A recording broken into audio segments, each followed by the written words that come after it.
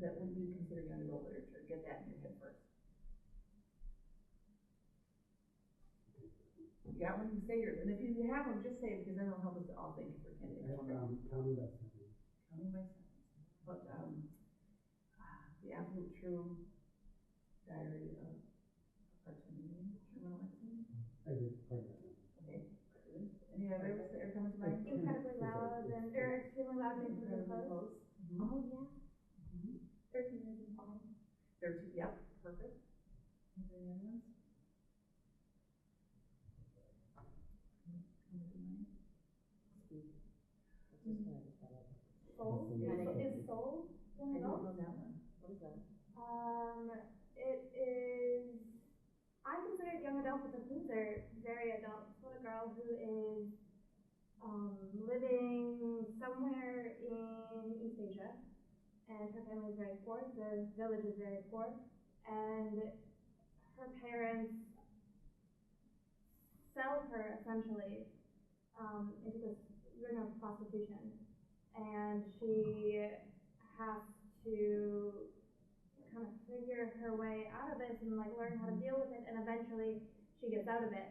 Mhm. But it's a dark book, and it's really hard to read. But I remember it was pretty popular in my high school.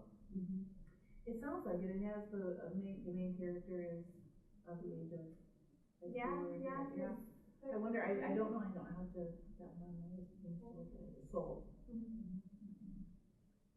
Anybody else have titles coming to mind?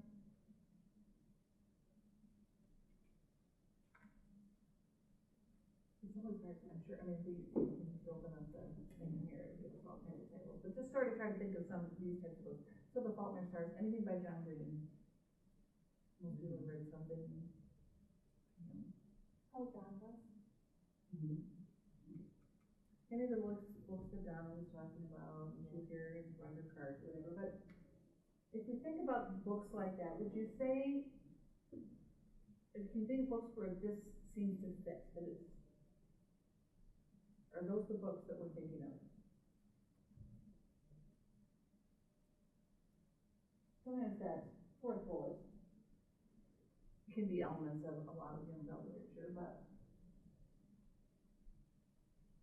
I guess we need to think about this. I mean, they could be novels for struggling readers in some ways. And what would be beneficial for a struggling reader, if you think about this as a...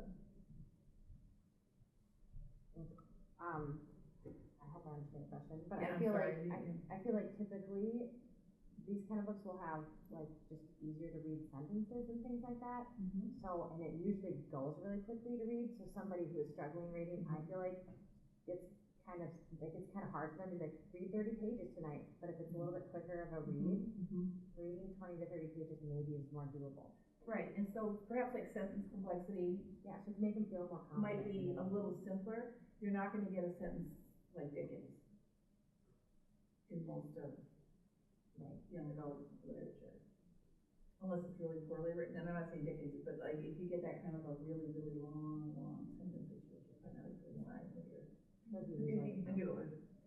and so novels for struggling readers, if we think of that, I think of that as a pro, not a negative view, but in this case, it's the folks who would say, good readers don't need these books. Good readers don't need to have books that are,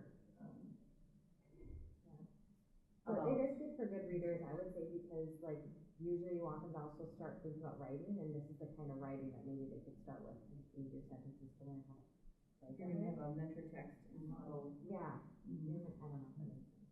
Yes, no, that makes sense. So adult light, that they're not real books.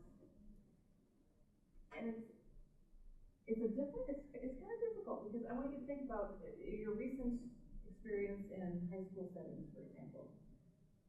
How often have you seen, or did you experience, reading young adult literature in your classroom as a topic of discussion or teaching points?